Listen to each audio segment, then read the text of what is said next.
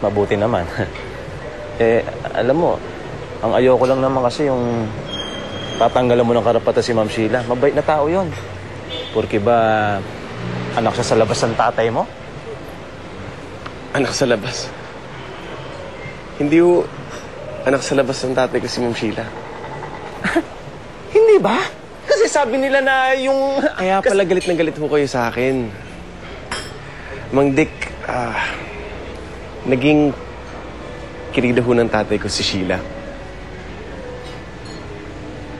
At kaya ako naghahabol ng restaurant kasi bukod nakapangalan ng restaurant sa daddy ko, ang pera ng mami ko ang ginamit para puhunan dito.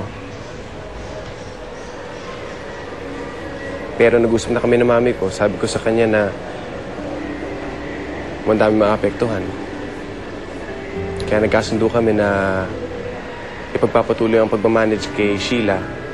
Basta bayaran niya kada buwan ang pera na ginamit sa puhunan dito.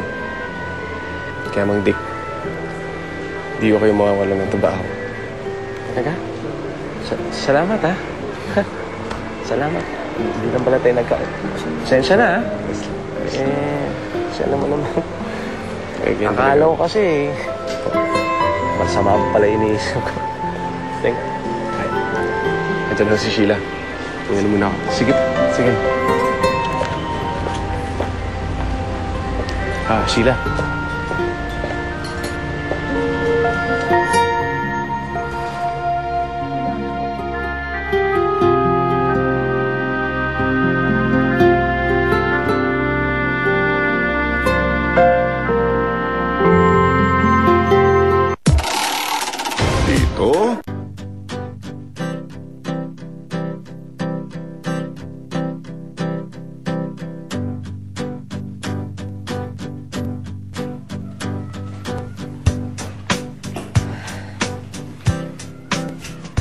Miguel, anong ginagawa mo dito? Ano itong tatay ko? Good. Ano good? Sira ka ba? Tatawagan na lang kita, ha? Magagalit sa'yo pag nakita ka niya. Hindi magagalit yun. Siya nga nag-imbita sa akin, eh. Ha? Anak! Ako nagpapunta sa kanya, kaya patuloyin mo na. Ako may bisita mo, pambira ka. Miguel, umupo ka. Si anak mo, pinapabayaan mo dito. Pambira naman, oh. Oh, may namimiss ka.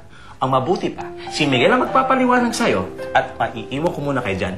Magbibihis muna ako. Teka. Bakit kang bibihis? Saan ka pupunta tayo? Niyaya ako ni Miguel na kumain, eh. Ano? Anong gagawin ko? Magdi-date kayo? Ganon? Ay, nasabi niya sa akin. Niyaya nga ako para pagkakos, Mario. Ayan, tay. Mag-ingat ka. Si Miguel, paliwanag. Paala ka na dyan. Ano ba talaga nangyayari? Simple lang. Nagkamali ng judgment ang tatay mo sa akin. Akala niya, masama ako. Hindi naman pala. Kaya okay na kami. Ang labo? Ito na lang. Ito lang ang malinaw. Okay na kami ng daddy mo. Kaya pwede na maging tayo. Gusto mo? Oh, yan ang malinaw.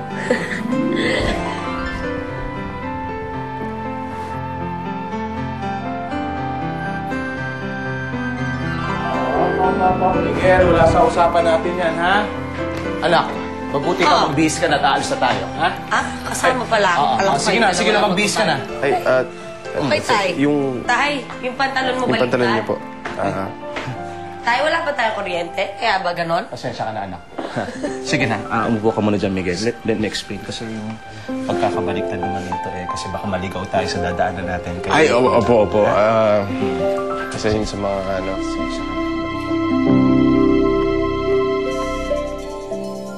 Ito po naman, nakikita po ninyo itong hot and cold springs. Ito po sa paanan ng Mount Isarog.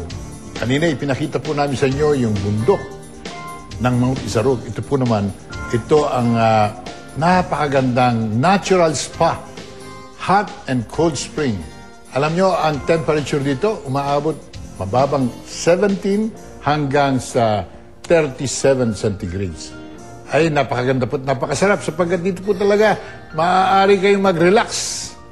At natural, napaka-clear, malinaw ng tubig na nanggagaling po sa Inarihan River at dumadaloy po rito sa nakikita nating napakalinaw at masaya at magandang lugar para makapag-relax ang sinuman. Ito po'y bahagi ng yaman ng Camarines Sur at kalikasan ng ating bansa. Kailangan po natin pangalagaan to sapagkat ito'y magbibigay ng ekonomiya, hindi lamang po para sa mga taga Bicol, hindi para sa buong bansa. Kailangan alagaan natin ang ating kapaligiran.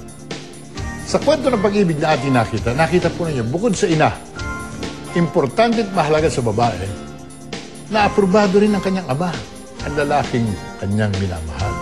Kaya sa isang manliligaw, mahalagang mahuli ninyo ang kalooban ng mga magulang ng inyong nililigawan. Kapag hindi siya type, kailangan niyang magtiyaga at patunayan niya ang katapatan at kalinisan ng kanyang hangarin sa kanyang nililigawan upang maalis ang anumang duda at maling impresyon na nalikha sa isipan ng mga magulang. Salamat po sa inyong patuloy na pagtangkilik sa ating programa, Maynila, Larawan ng Bansa. Ito po ang inyong lingkod, Sekretaryo ng Kalikasan dito at Siyensa na nagsasabing, mahalaga ang kalikasan, atin itong alagaan. Kalikasan, atin siya. Mahal kong Maynila, sa'yo'y hindi mawawalay. Maynila, Maynila, pangarap ko'y mabubuhay. paglingap na walang kapantay. Sakaling ako'y lumayo, sa'yo'y mananapig. Iba sa puso ko, kundi Maynila.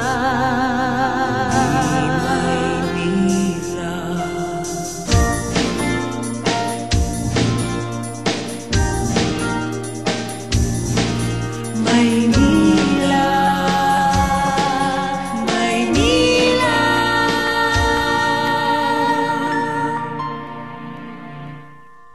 Maynila was brought to you by Mega World, developer of